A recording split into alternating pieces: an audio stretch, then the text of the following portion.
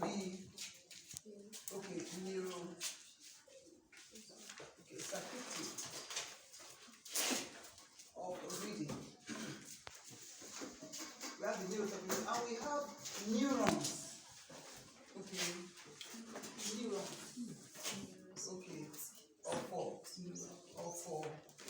For reading. Please do not forget. It's important that we have neurons that are dedicated. You know, we have neurons who begin to fire as soon as they see a. This thing is important.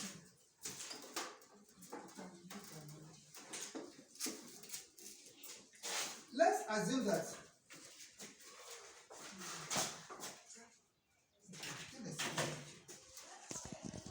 very good.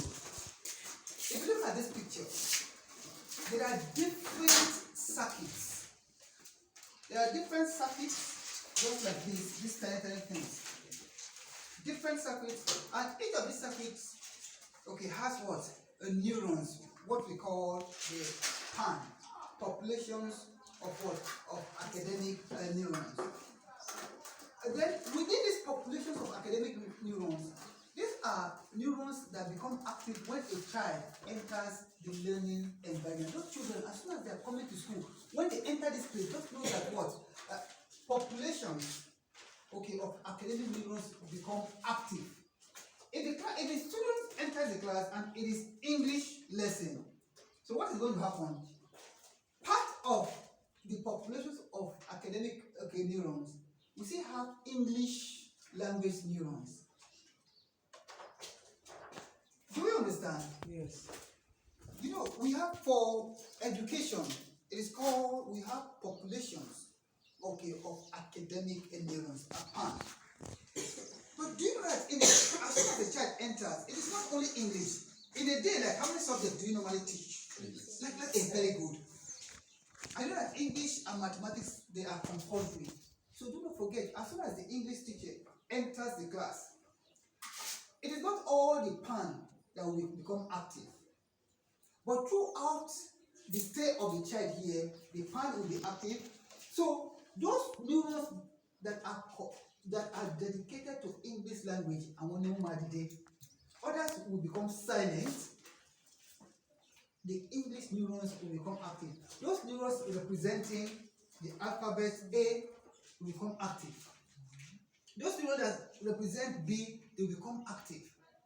Those neurons that represent consonant, vowels, part of speech, they are the ones that will become active. So depending on the topic that the teacher is about to teach, if the teacher wants to teach essay, we have micro populations of neurons. Those ones, they are for essays. But if it is not essay, if it is maybe what is a noun, it is that populations of neurons that will become active. That is why I said that in the brain there is division of labor. And we have 86 to 100 billion neurons, so all of them are not active. I won't come along see me. I'll come along see me. If it's mathematics, those we have, in fact, maybe tomorrow. It was not too long ago they discovered number neurons. Those neurons are whenever the math teacher is teaching, and the math teacher writes maybe 2 plus 2. Those neurons of numbers, they are the ones that will become active. If it is division, we have population of neurons that are connected. So that is what sharing, so that you understand what is happening in the classroom. Now, I want to give us additional information about PAP, because it is the foundation of reading. We started it yesterday, but we could not finish, so there's a need for us to finish to complete the PAP.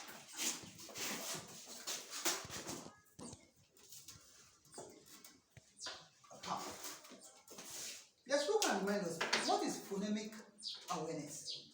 That I told us yesterday. Phonemic awareness. Look and tell us, what is phonemic awareness? It is the awareness that what?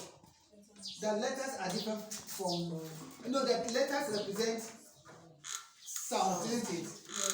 And that at times, A letter can have or more. Very good. Then phonics has to do with those sounds in printed things, isn't it?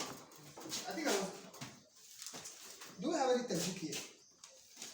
For example, if you look at this, let me move. That all these things, despite the fact that they are just letters, but they all have sounds. Like if you look at the LA, it is, most would say language. It is language. It is language.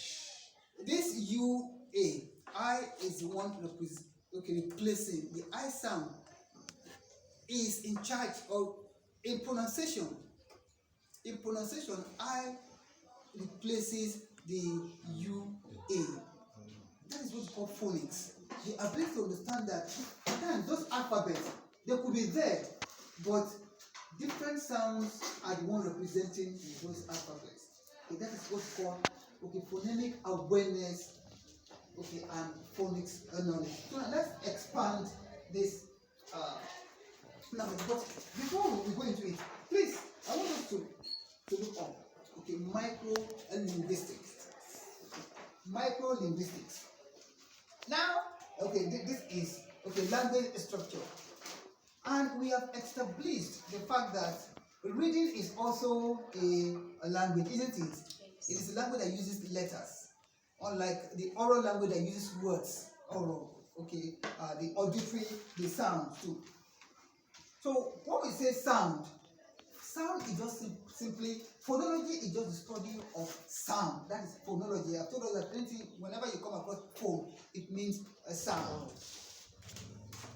Yes, combination of phonetics and phonology. Then grammar has to do with what? Alphabets, isn't it? Yes. Look, I've gone through your essay and discovered that your grammar is it means that your letters, your means of expression, the literary expression, the use of letters to communicate, where the meaning is semantics. That is why there are different theories about reading. One is, they do like this, 1, and 3. This, and this. So this one is for, this is phonology.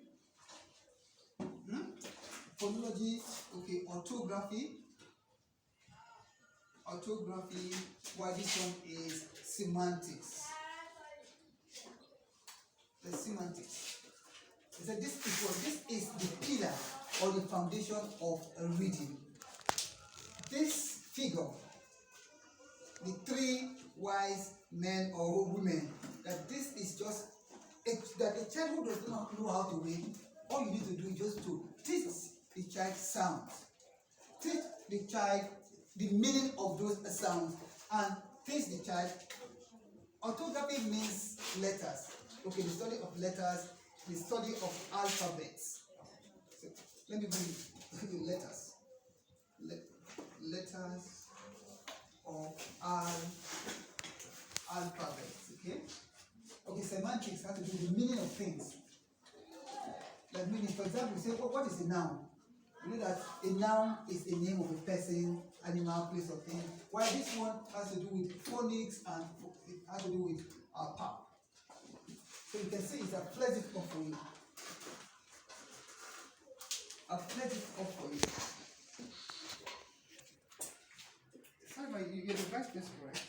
Or the head? HM. Oh, okay, the HM.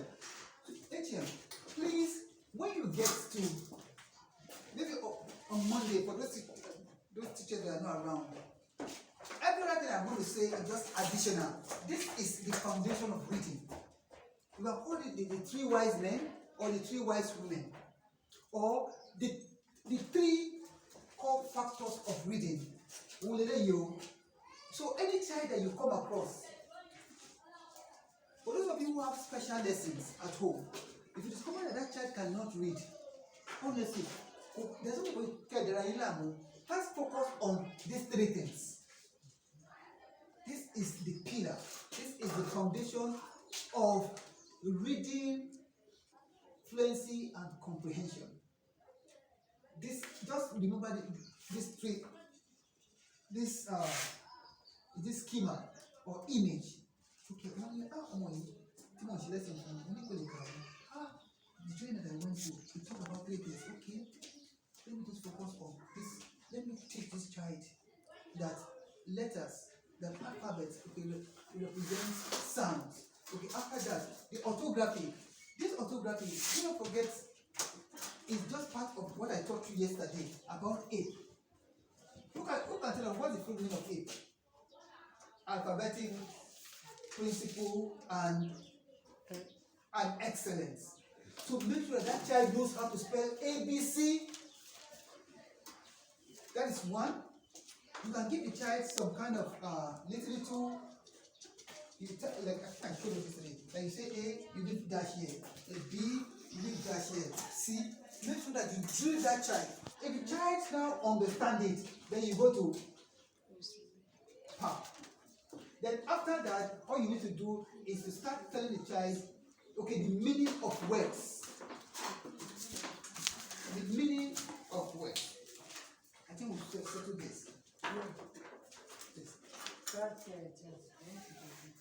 Okay. This one, right? Yes.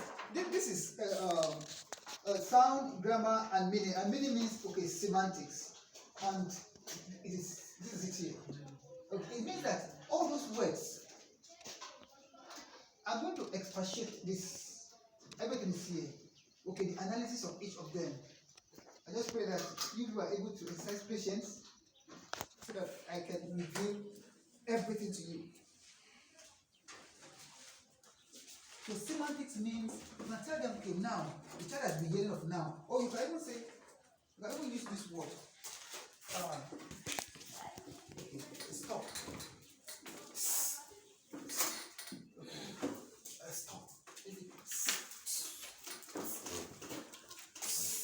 Okay. Stop. Stop.